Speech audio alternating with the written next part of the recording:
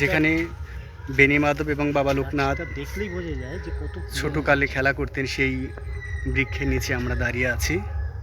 এখানে যে কচুয়া ধামের যারা কর্ণধার আছেন তারা আমাকে নিয়ে এসেছেন। দেখতে পাচ্ছেন সেই বাবা লোকনাথ, যেখানে ছোটোকালে বাবা লোকনাথ এবং বেনি মাধব খেলা করতেন, সেই বটবৃক্ষের নিচে দাঁড়িয়ে আছি। যে আসলে বাবা এখানে দেখতে পাচ্ছেন লতার মতো, যেগুলি লতা ধরে ধরে বাবা লোকনাথ এবং বেনি মাধব ঝোলন দিতেন, খেলা করতেন, সেই বৃক্ষের নিচে আমরা দাঁড়িয়ে আছি। ওই জায়গাটা ওই জায়গাটা বড় করে নেন। ওই জায়গাটা কত পুরনো, কত পুরনো যে এই বটবৃক্ষ, প্রমাণস্বরূপ এটা দেখো। 400 বছর। আর বড় করবো, আর ওই জায়গাটা আচ্ছা। ভেঙে গেছে যে জায়গাগুলো।